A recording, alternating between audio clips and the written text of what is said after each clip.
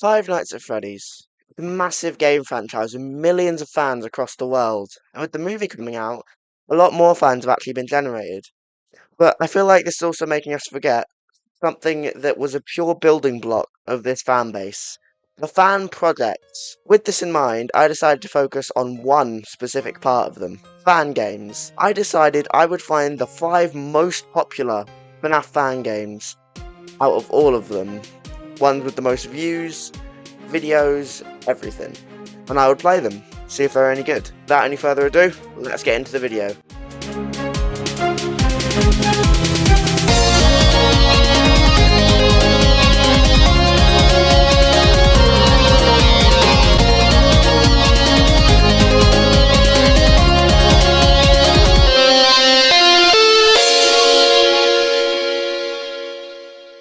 First game I decided to play was Five Nights at Candy's. Five Nights at Candy's is a massive trilogy in the FNAF game community, created by Emil Mako. Now, I thought the best way to sort of get a vibe of the game was to play the first one, so I played Five Nights at Candy's. Remastered. I'm not playing the original. Alright, here we are. Five Nights at Candy's. Five Nights at Candy's Remastered. Instantly, as soon as I got into Candy's, I realised what this game was going for. It was going for personality and atmosphere, which are two things it very well succeeds in. The atmosphere of this game really captures being a bright children's place where people could go eat pizza, but also it captures the feeling that you're still trapped there with the deadly animatronics.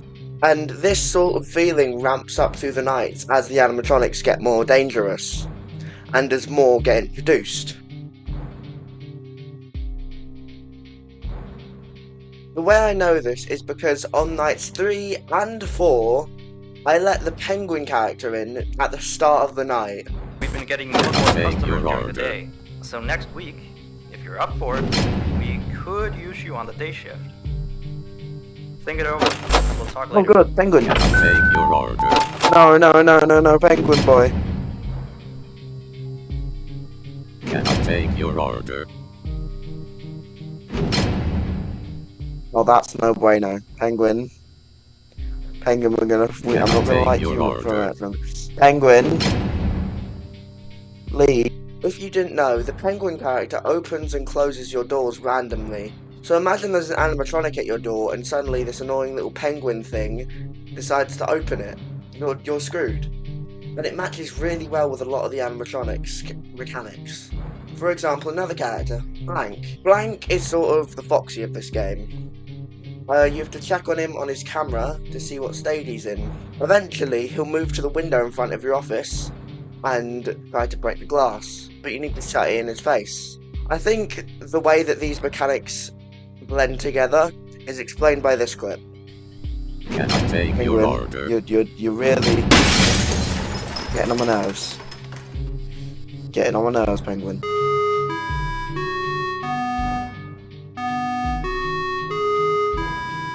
For those of you who don't realise what just happened, the penguin shut the window door. And I opened it thinking, oh, it's just done it randomly again. As that happens, Blank has smashed in my window, and the only thing that kept me alive was the fact that it was 6 AM right after. The fact that these mechanics blend together so well to create that pinnacle stress point is absolutely fantastic. An amazing game development. However, although these mechanics do blend well together, there is something that Candy's does have trouble with. Five Nights at Candy's was based off of Five Nights at Freddy's, the first game specifically. And when it came out, and even now, a lot of the mechanics just feel like they're a copy of the first game. Although it does do a lot of things to make it stand out, like the night vision, the eyes instead of the lights. At the end of the day, it just boils down to being a copy of Five Nights at Freddy's like it was. But that doesn't stop this game from still being amazing. In fact, there is actually a secret when you beat Night 6. However, I am not able to do that. So I'm just going to play some clips of it while talking about it.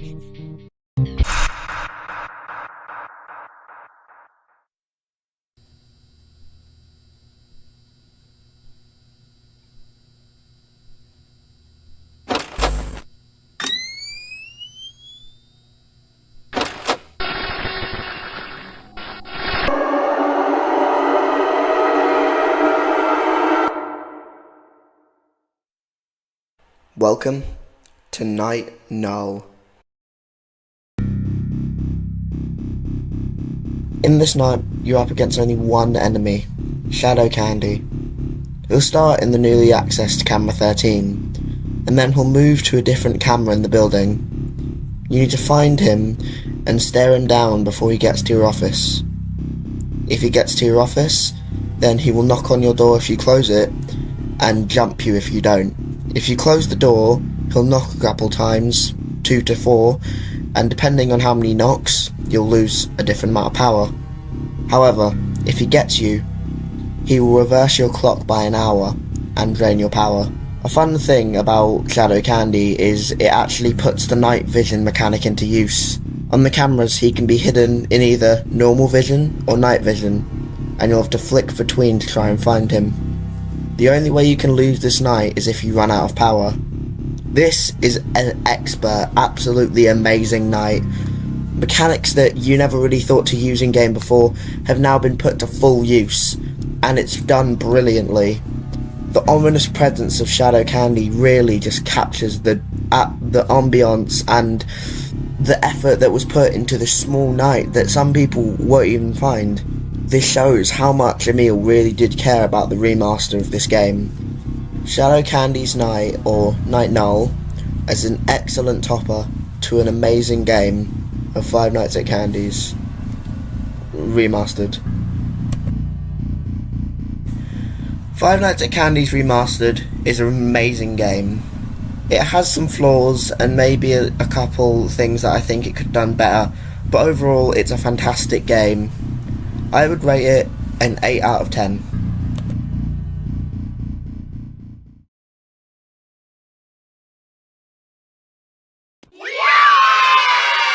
You also have 3 security doors in your office. Closed by pressing the door button by each wall. These are here in case you're in some sort of danger, but personally I could use them to shut myself off from the world. But don't let me be your role model on that one.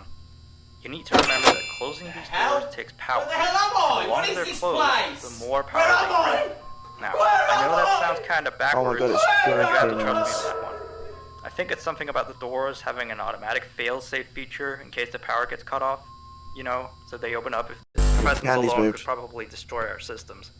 Well, that'll be it for now. I'll be sure to leave another message for Hello, monkey! Oh, that's gonna mess me up. Can I take your order? No! No, not again! No! Please! Can I take your order? Penguin, please! Not again! For the next game, I decided I'd go for one of the oldest fan games that have come out of the FNAF series.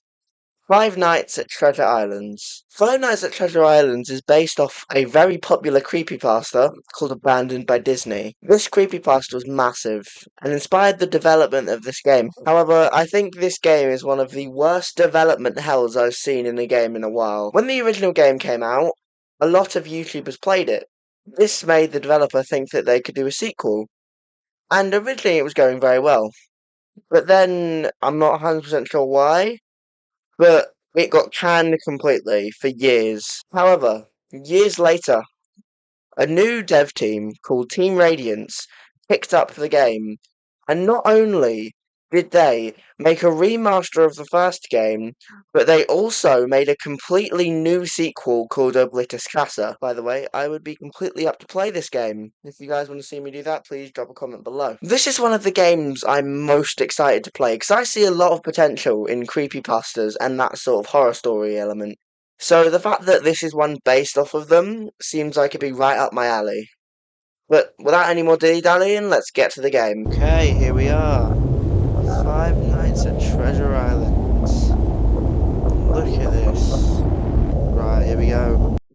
There's no more dilly-dallying, let's get in. As soon as I loaded up the game, I realised something. I realised there was a clash in the games I had played. The tone difference between Treasure Island and Five Nights at Candy's is like night and day.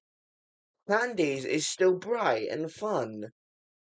Treasure Island, well, I think I explain it best in my gameplay. Right, this game actually scares me a lot more. I'll give it that. It's a lot more scary. I'll give it its dues. It's a lot more scary.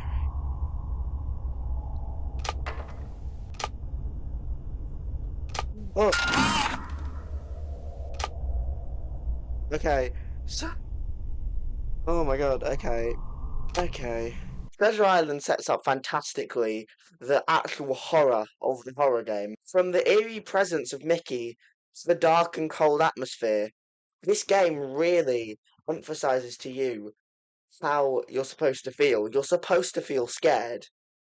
The whole point of a horror game is to feel scared. One of the fundamental aspects of horror is fear of the unknown. And this game, just in the first 2 nights, I realised this game heavily capitalises on it. First, randomly in the night, you will hear Mickey say this. He can repeat this, and it actually has no effect on gameplay. It doesn't actually tell you anything, but it just plays to really install that fear into you. And it worked. I'll be honest with you guys, playing these first 2 nights, I was shit scared. I was completely losing my cool. I just did not know what to do. I was panicking. Not only does this game have amazing atmosphere, but the mechanics are also amazing. For example, the light mechanic. Throughout the night, you will lose power very fast if you never turn off the lights. However, if you do, then obviously you'll lose less power, which is good, as any FNAF player knows. The only problem with this, something they don't directly tell you, but kind of hint at, if you leave the lights off for long enough, they won't turn back on. And the sense of fear this creates is explained by this clip. Right, I need to, like, turn these off. We have 10% left. Be fine. Heat them off.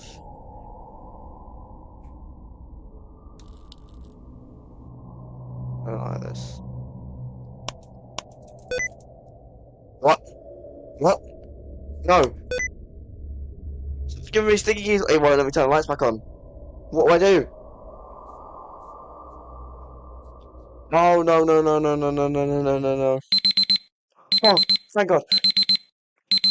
Turn the lights back on! And then I got to night 3. And night 3, yeah. I think I'll just let the footage speak for itself. What happened? What?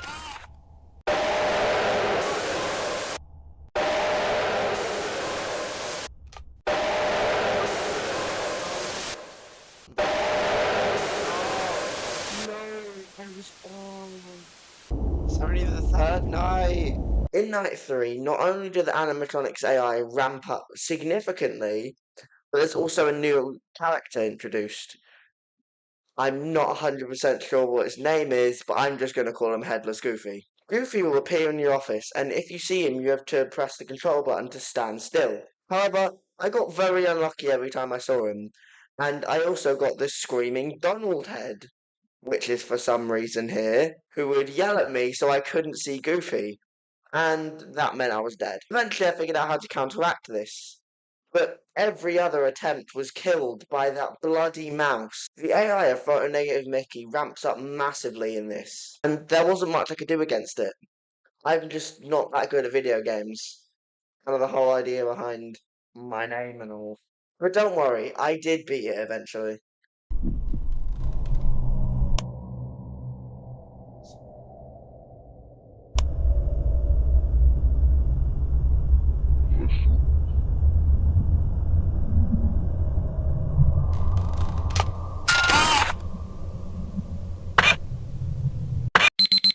Yes! Oh my god, finally! Oh my god, alright, alright, alright. What? Pirate Caverns? What is this? You are not alone, pay attention to everything. If there are eyes, use the flash. If there are no eyes, stand still. No. After night 3, we get introduced to something called the Pirate Caverns. The Pirate Caverns is something to do with the lore of the game. It's an in-between night segment which I believe happens twice in the game. The Pirate Caverns is a point-and-click adventure section where you have to go into the Pirate Caverns, a place where, in the Night 2 phone call, you were told specifically not to go. You know the Pirate Caverns area? Stay away from there. Okay. I don't want to go into detail, but it's not safe. And there's good reason for this, because there are two enemies that you can see in the Pirate Caverns. Number one is called the Face. The Face is an abomination. That's all I can say. Look at him. Seriously, look at him. The second is a roaming mascot costume, which I, once again, have no clue the name of. You have to use your camera flash to get rid of the face, and you have to stand still to get rid of the costume thing, like same with Goofy. Despite all the difficulties I had in Night 3, it gave me one key thing. It gave me the strategy. The strategy was basically what I used to beat Night 4 and 5 of this game. The strategy was turn the lights off for count to 15, turn them back on, and then deal with whoever's in your office. Obviously this loop isn't easy, but it really helped me get into the zone when dealing with these animatronics. In fact, because of this, I beat Night 4 on my second try. 1, 2, 3, 4, 5, 6, 7, 8. Yes! Second try, baby! Let's go! And got to 4 AM on the first try of Night 5. I was so screwed. Bro, I look up. I literally, you can see that. I looked up, saw two of them, and closed. There was nothing I could do there. However, obviously, this game is still hard. Really hard. In fact, some of the moments were just miracles that I survived. But despite this, I did beat Night 5. Alright. Where is everyone, mate? They actually ate attack tonight. Oh! Oh, I did it! Yes! Oh my god, that took so long. Oh, Frank. Oh my god. You have one unheard message. Cutscene. Hey Jake, I'm a little late to notify you about this. My apologies. I'm just leaving you a message to let you know that we're gonna need more time. Oh, I know you probably want to get out there, but there's been a few issues over here at base. And you're gonna have to stay at the island for a little bit longer. I'm super sorry, but there's nothing I can do about it. Just try and keep everything stable, and you'll be completely fine. I'm sure of it. I'll notify you when we're ready to pick you up as soon as possible. Please. Thanks, and good night. I know, what was that? No! Well, that was certainly unexpected. Welcome to Night 6. In Night 6, you only have one enemy, like Candy's, Hourglass. Hourglass, however, is a fusion of all of the animatronics you've been facing this whole time, with all of their mechanics. You have to look at where he starts on the map. It makes you actually look at your cameras instead of just using them to be shut off, which I think is really neat. However, this night is incredibly hard. If you lose track of where he starts, you're practically going to have to guess which mechanic he's using. It's genuinely nail-biting and extreme, but when you beat it, it feels amazing.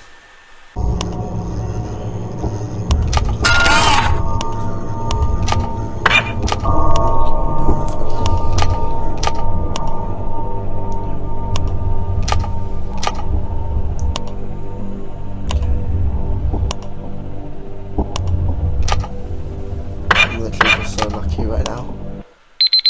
Oh! I did it! Yes!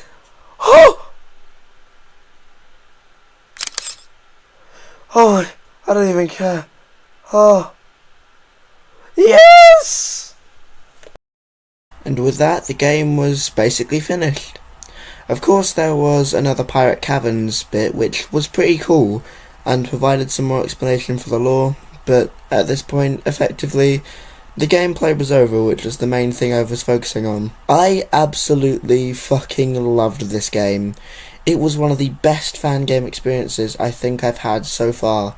It was so fun, and it was also just the right amount of challenging, where I didn't give up, but also still hard enough where it was so fun. Overall, I think this is the first game where I would rate it a 10 out of 10.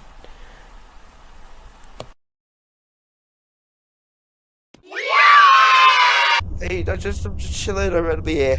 Hey, wanna see my head come out? No, I don't want to see your head come off, man. That's horrifying.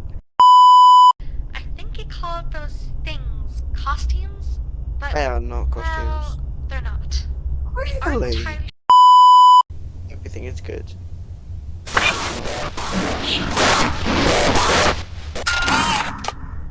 What? I'm gonna quickly check if the recording's saved. I know I said I'm not interested in lore, but this shit seems like mildly interesting. For the next game, I knew what I wanted to do. It's actually one of the games I've been most intrigued by, other than Treasure Island. A game called Popgoes. Popgoes is a fan game created by Kane Carter, who, as well as Emil Mako, is part of the Fazbear Fanverse initiative. But I won't be getting into that today. Popgoes came out in 2016 and was met with a wild amount of fame compared to a lot of other FNAF games. And this was because I think of two main things: its incredibly unique mechanics and its interesting play in how to tell its story. As well as this, it had a bunch of neat details which made me think, wow, I do have to play this game. And I was hooked. By night two, I really, really wanted to beat this game. I was so intrigued in the story and the characters and how they worked. And this is done brilliantly through something that some FNAF fan games can overlook: the phone calls. The phone calls do something different to how a lot of FNAF games do. In the lore, you aren't actually a human. You are a robot puppet thing called Strings. So the person on the phone is actually rehearsing for actual night guards. And there's small details that refer to this, like this clip. I know I haven't given you much to work with just yet, as this is just a test run. But the thing that mostly intrigues you is the fact that at the end of the call, you can ask questions. You can nitpick what you want to know about. And I find that so interesting because I don't think I've seen anyone else do that sort of thing where you can really interact with the phone calls. It's normally just something that tells you how to deal with things and how to play the game.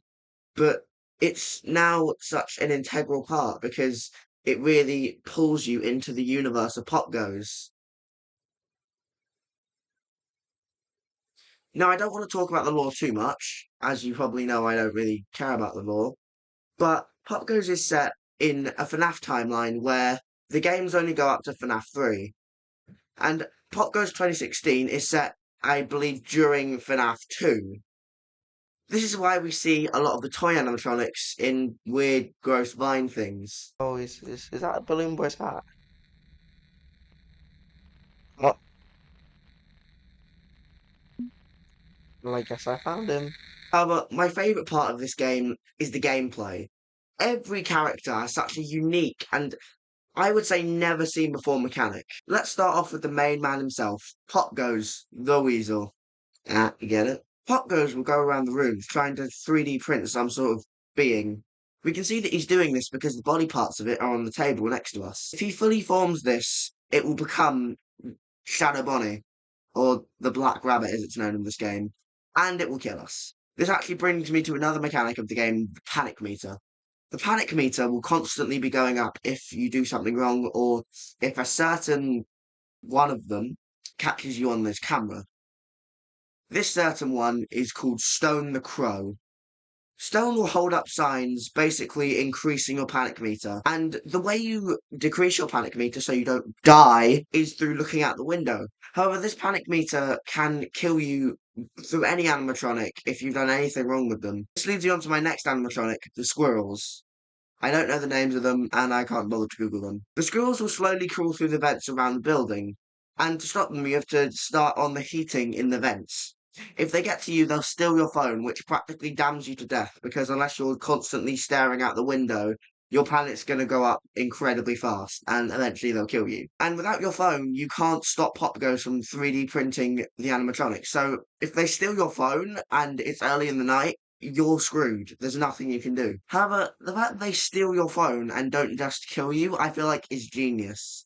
Because it still leaves some room to be able to win. If you're at 5 a.m. and they take your phone, but Popghost has only got one part, you might be able to live if you just look out the window for the last however long left of the night. I feel like this is an amazing gameplay loop, and it's built together so well. But this is rounded out by our last, and personally my favourite, character, Blake the Badger. Blake will go into the server room. In the server room, there's a screen. The screen will flash a specific colour, which will correspond to one of the buttons on your desk. You will need to press the colour button that matches the one on the screen, and then press the Badger button, the bright yellow one with his face on it. This will get rid of him. However, I still think this ties so well into the gameplay loop. Because while you're looking for Popgoes on the cameras, you'll remember, oh god, Blake's there. So it'll take time off of that, and then you remember that the Squirrel Sisters are also in the vents. And while you're trying to look for Popgoes as well, Stone will just be in one of the cameras. It's such a stressful, but also such a fun gameplay loop, and I find it so intriguing. However, this game is incredibly hard. I would say maybe even as hard as Treasure Island, because this gameplay loop is stressful and these animatronics don't hold back. As soon as I got to night 3, they were just everywhere. The Scroll Sisters were moving through the vents incredibly fast. By the time I looked back, Popgoes has got 3 parts. And Blake I'd never really had trouble with. But Stone. Stone the Crow. Stone, as I said earlier, will block out your cameras and cause your panic meters to go up. This is so infuriating when you know what camera Popgoes is on, but Stone's there holding up his bloody sign, so you can't see it. I need to look out the window and switch off the camera. It makes night 3 harder than night 5 in Candies. But still, this game is so fun. And when I beat night 3, I felt so accomplished. Like I'd just done something amazing. Night 4 and 5 are really the same, there's no new animatronics introduced. But it just makes everything so much harder, and when you finally get the loop down, it feels amazing. Not many games can really feel you with that adrenaline rush when you get a loop correct. But Popgoes is one of them, and I feel like that is just an amazing thing. Now, unlike Candies and Treasure Island, Popgoes hasn't got a remaster yet. However, it is in the works. And I'm sure there will be a 6th night with a new antagonist, like the other 2. But for now, there isn't. However, there is Custom Night, and I have to admit, I wasn't able to beat Night 6. Just like with every other game, I am bad at it. This is the reason for my YouTube name. But despite this, I still had so much fun with this game, and it's one of the most intriguing experiences, despite being one of the older games. I would rate this game a 9 out of 10.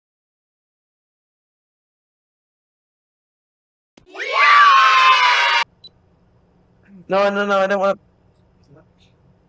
to... Okay. I don't know how to do this now. The bird. I wonder if his name is the word. Because you know what they say about the bird. You know, I can't afford the copyright, I'm not gonna do that. And that one, I don't know how to do. What was that? Oh god, my panic rate is shooting through the roof, Jesus Christ, hold on. Mate, it was the bird. Bird betrayed me. He's like my bloody parents. Oh, you don't need that phone. Shut up, mum. Yep, alright. Look out the window. Be fine. Be fine. It'll be fine. So look out the window. I might have just got my phone nicked by a squirrel. It'll be fine. It'll be fine. Just look out the window. Tell me about the rabbits. On my phone. They have my phone. What am I meant to do? Man, what do I do? Man. After playing the last 2 games, I realised I've been going very old school with FNAF fan games, and there's a reason for that. A lot of the good fan games are from when FNAF was really popular. There haven't been many really good ones as of late, because there's been new horror games. But I managed to find one which everyone played and there was very mixed feelings about. The Return to Bloody Nights. The Return to Bloody Nights is probably the most recent release that we're going to cover in this video. It has you play as an employee in Fredbear's Family Diner, where at first you're only fighting off the main two, Spring Bonnie and Fredbear. Eventually you realise they're not the only ones here. Eventually you realise that there's two others. Actually, three others. There's the puppet, there's the Broken Freddy and Broken Spring Bonnie, or Hide and Seek Spring Bonnie, I don't care what it's actually called. Before I get into mechanics, I want to talk about the thing that this game thrives on. Character. This game is brimming with polish and character everywhere you go. From the cutscenes before you start the night with Henry and William talking, to our amazing phone guy of the game called, I think, Waffle. Wait, is his name actually Waffle? Hello there, I'm Waffle Brokey, the CEO of Fazbear Entertainment. Either way, just the amount of personality that you can see in this game is astounding. And this is something I picked up in my first couple nights. I really like the flavor text that's in this. It's like random shit like if your vision gets blurry, then go see a doctor. It really enhances you in the gameplay and what you're actually experiencing. And some of the tricks that this game does is really good. For example, if you look at a door and one of the animatronics is there, there will be a sharp stinger noise and they'll peek their head around the window. This really caught me off guard the first time it happened. No. But suddenly on night 3, you'll see this massive hulking Fredbear clone making so much noise. And noise is something you can use to tell if the animatronics are at your door. So this thing just randomly appearing really just goofed it up completely. And also, not to mention, you haven't seen it before and you haven't been told anything about it. So you don't know what to do against it. And that actually really scared me the first time I saw it. Whoa, what is that thing?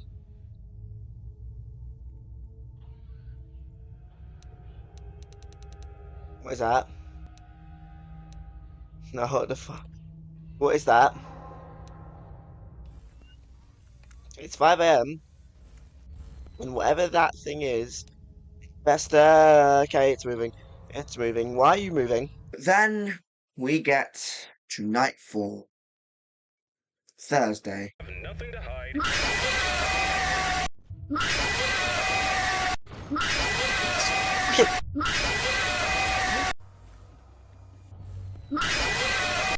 I'm dead. I literally just got to stare at him. Wednesday is, in my opinion, the hardest night in this game. Because you have not only a new threat to deal with, which you've never seen before, but also other threats that you've encountered just become way more annoying. This is the first night where I found myself dying to Fredbear and Spring Bonnie. I never would have done that in the first 3, but I feel like this is also how much the aggression increases between night 3 and night 4. The first problem is, remember that bear thing that I talked about earlier, which we didn't know what it did, but it didn't really harm us, so we didn't care?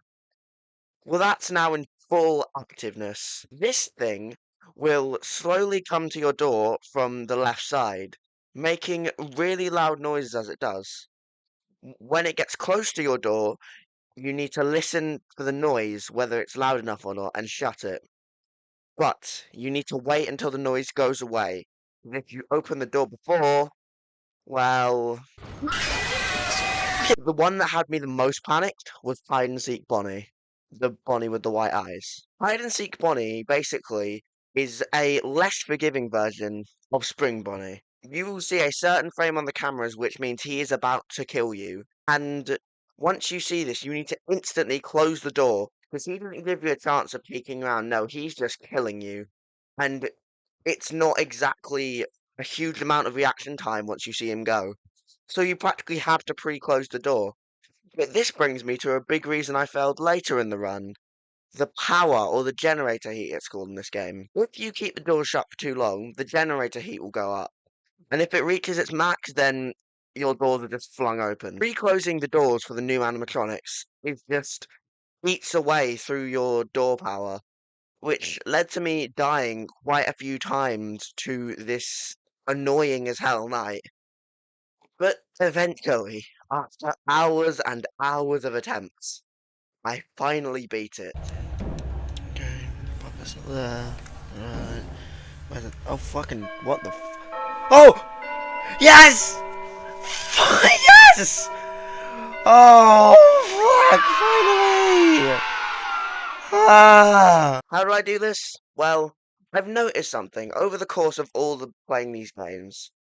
The one thing, if you want to beat it, the main thing you need to remember is keep calm. These gameplay loops found on you being scared and worried and hoping that something arbitrary doesn't happen. But as long as you keep calm and know what you're doing, then literally everything will be fine. I can guarantee you this. On my final run, I was cool as a cucumber. I knew what everyone did. I was keeping track of it. And once I knew what to do, night 5, it was easy. So I knew to keep calm. I knew all the characters' mechanics and movements.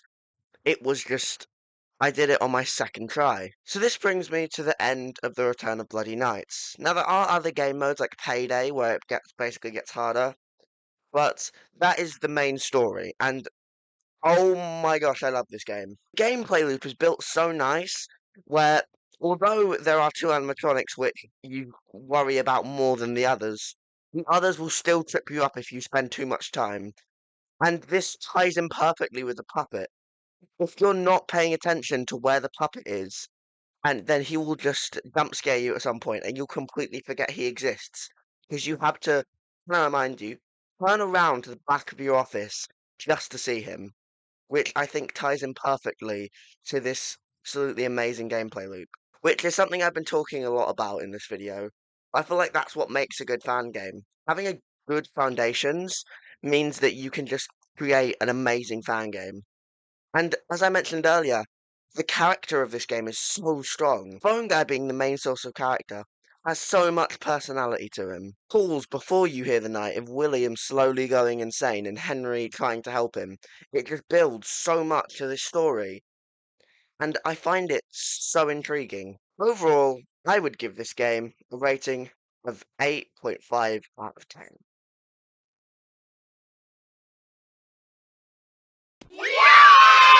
Yeah, why William Afton kind of like, Buddy, oh god, I can't go in the video. Am I in danger? Let me answer Ah, those there we go. questions with a question. Who wants to earn some money? That's right. Oh, she's all about a wander around. I don't think he looks like sort of stoned. You can see it in the eyes. You can't eat the camera, Freddy. Freddy, don't eat the camera. So that's 4 games done, right?